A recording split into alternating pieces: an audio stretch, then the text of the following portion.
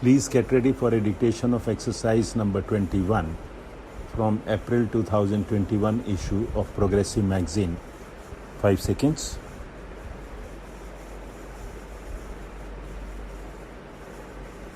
Start.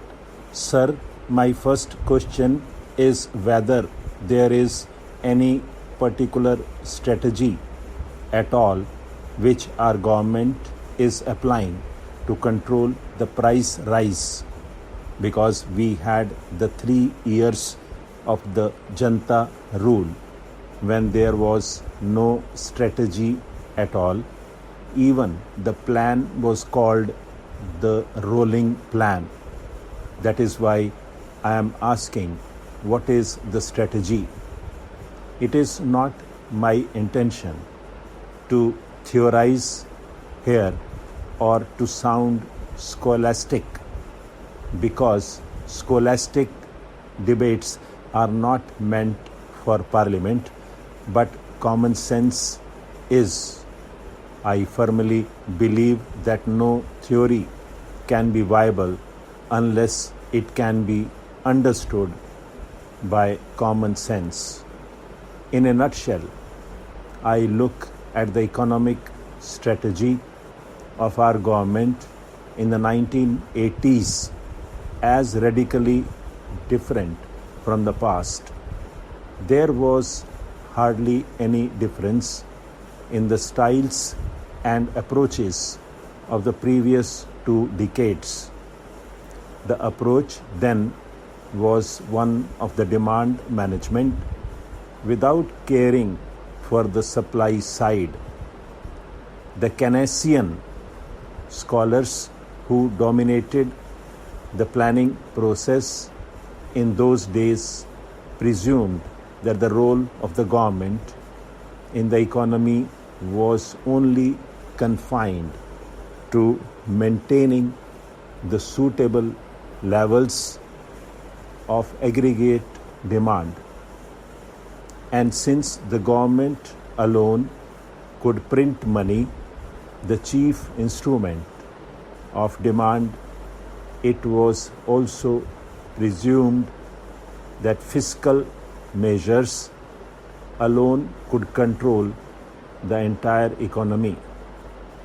Thus, demand held the key to all government policies, and slowly the supply side got a back seat. So when there was a glut of goods in the market, it was thought that the crisis could be warded off by discouraging savings and encouraging spending, that is through a fiscal remedy.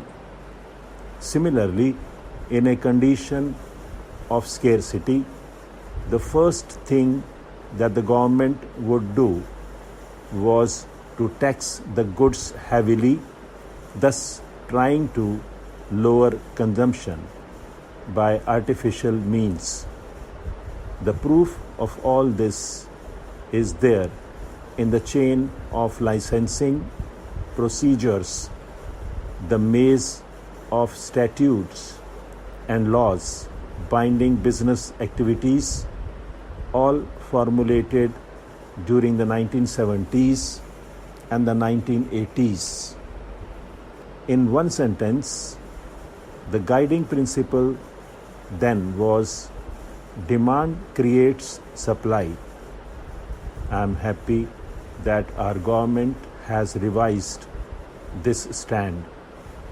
Instead of being obsessed with the demand side, for the first time, we have launched ourselves on a program to tackle the supply side. We now want to say that if the prices refuse to come down, if the inflation rate leapfrogs, the government cannot solve the problem by taxing the goods, by passing laws that will only discourage consumption. The new strategy of our government is to remove constraints on supply, on the artificial barriers between the producer and the consumer, and give the manufacturing sector a chance to function without any hindrance.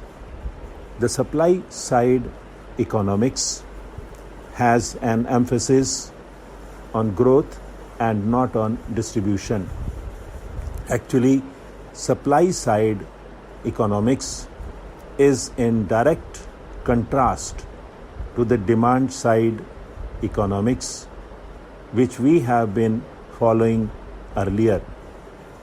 Though I am in full agreement with this theoretical shift, which is now being totally reversed by the theory that supply creates demand, I would have been happier if all-round measures were taken to improve supplies. One very important part in supply side management is the infrastructure. The toning up of the infrastructure has to be done with greater effort and with more speed. There is no doubt that the infrastructure has improved. During this quarter, power generation increased by 17% over the corresponding period last year, coal production by about 8%, and goods movement by railways by about 16%. Down the line, there has also been a rise in the production of saleable steel by about 26%, cement by about 19%, crude petroleum by about 64%, petroleum products by 21%, and fertilizer by 65%. However, despite all these improvements, I still think that our infrastructure is very much infra. Even though our coal production has registered a sharp increase, there has been chronic shortages for superior grade coal used in industry. The movement of goods on the railways has increased, but one still has to ponder how much of it is due to higher prices for trucking and how much of it is genuine. We have also to see to what extent the increase in our power generation is because of the good monsoon, because of which the generation of hydel power has to be commensurate with the supply side management, which we are attempting. In fact, our attempts have to be doubled towards infrastructure within the next couple of months. One crucial area of concern for all of us should be the money supply situation. While I commend the efforts made by the government for decreasing the money supply situation in the country, I still feel that the recent impounding of currency in our monetary systems is not adequate enough. The cash reserve ratio and the statutory liquidity ratio have been increased. This may curtail the liquidity of the banks to the trading sector. Stop.